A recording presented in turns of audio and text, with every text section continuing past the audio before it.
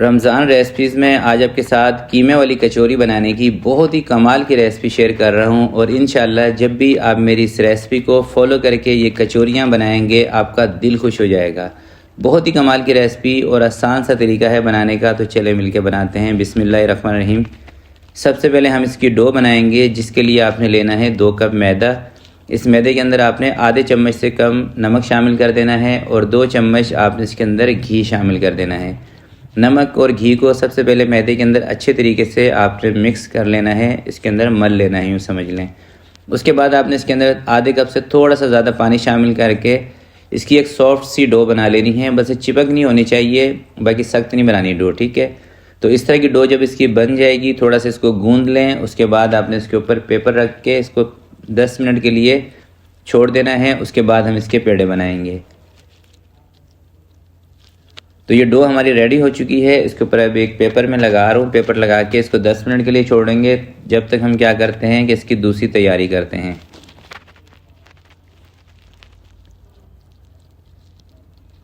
आपने घी लेना है तकरीबन 5 से 7 चम्मच और घी को मेल्ट कर लेना है। इस घी के अंदर 3 चम्मच आपने कॉर्नफ्लोर शामिल कर देना है। 3 चम्मच कॉर्नफ्लोर और आधे चम्मच से कम आपने इसके अंदर बेकिंग पाउडर शामिल करना है। बेकिंग सोडा नहीं, बेकिंग पाउडर, ठीक है। हाफ़ टी स्पून शामिल कर दें और इसको अच्छी तरीके से मिक्स करके कॉर्नफ्लोर को इसको 10 मिनट के लिए आपने फ्रिज में रख देना है। मैदा गूंद के 10 मिनट इसको हमने रखा था रेस्ट पर। अब हमने क्या करना है कि इसके पेड़े बना लेने हैं। 2 कप अगर आपके पास मैदा हो तो इसके अंदाजे से ही आपने 8 से 9 पेड़े बना लेने हैं। बहुत ज़्यादा बड़ा साइज़ नहीं रखना पेड़ों का, एक ही साइज़ के 8 या 9 पेड़े आपके बन जाएंगे। अच्छे तरीके से इसके ऊपर ऑयल लगाएं और उसके बाद आपने इसकी रोटियां बेल लेनी है। बहुत ज़्यादा बड़ी नहीं बेलनी, छोटे छोटे साइज़ की। और ये रोटियां मैं क्यों बेल रहा हूँ ये भी आपको बताता हूँ। तो सबसे पहले आपने टेबल के ऊपर रोटियां बेल के इनको अलग अलग रख देना है, एक दूसरों के ऊपर नहीं रखना, सही है। जैसे अभी मैं रख रहा हूँ ना, इसको बेल के इस तरीके से जब सारी रोटियां बेल लेंगे तो इस घी जो आपने फ्रिज में रखा होगा उसको बाहर निकालना है। अच्छे तरीके से उसको मिक्स कर लेना। अगर सख्त हो गया हो, अगर नरम हो, घी सॉफ्ट हो तो ठीक है। हल्का हल्का हाथ की मदद से आपने रोटियों के ऊपर घी लगा देना है। इस तरह से देख रहे हैं।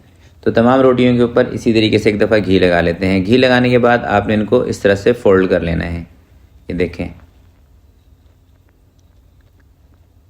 सेम तरीके से सारी रोटियों को आपने इस तरह से फोल्ड कर लेना है। सिंपल सा तरीका है। बस आप अगर इस रेसिपी को फॉलो करेंगे, यकीन करें कमाल की कचौरियाँ बनेंगी। तो तमाम पीसेस को फोल्ड करने के बाद आपने दोबारा इसके ऊपर पेपर रख के 10 से 15 मिनट इसको रख देना है। 10 से 15 मिनट स्टे देने के बाद अब हमने क्या करना है कि इसको दोबारा से एक मरतबा और फोल्ड करना है। ये सेकंड वाली प्रैक्टिस हम क्यों कर रहे हैं, वो इसलिए कर रहे हैं कि कचौरियाँ हमारी परत वाली बने, खस्ता बने, इसलिए, ठीक है। थोड़ी सी मेहनत होगी मगर इंशाअल्लाह जब आपकी कचौरियाँ बनेगी आपकी मेहनत ज़ाया नहीं जाएगी। सिर्फ आपने इस रेसिपी को फॉलो करना है। तो इसी तरह से तमाम पेड़ों को दोबारा से हम फोल्ड करके रख लेते हैं।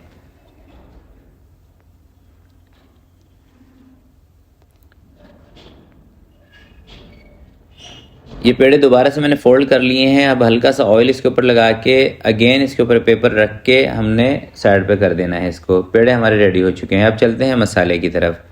आधे किलो मैंने प्याज ली है और आधे किलो है हमारे पास कीमा, ठीक है। तो प्याज को हमने क्या करना है, बारीक कर लेना है चॉपर के अंदर। 5 से 6 आपने इसके अंदर हरी मिर्चें भी शामिल कर लेनी है।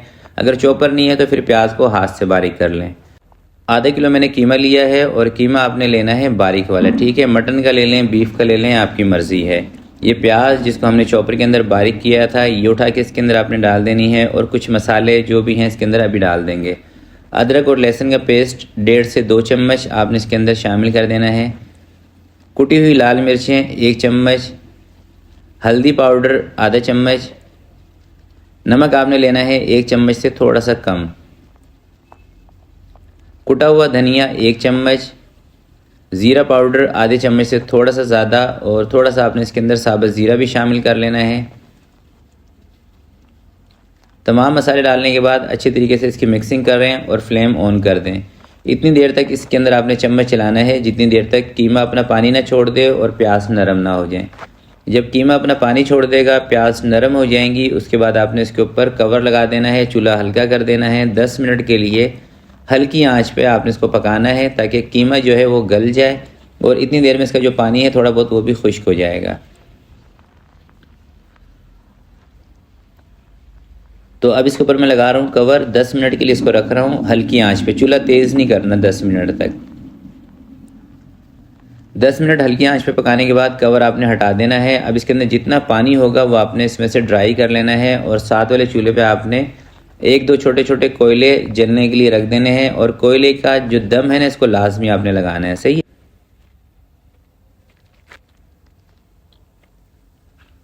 तो पानी इस कीमे के अंदर खुश्क हो गया है, बीच में मैंने जगह बना ली है। मैं कोयला डायरेक्ट इसके अंदर रख रहा हूँ, आप चाहें तो किसी प्लेट में या किसी भी चीज़ में डाल के कोयले को रख सकते हैं। ठीक है, थोड़ा सा ऑयल डाल दें, ऊपर कवर लगा दें, 5 मिनट के लिए इसको दम लगाएं।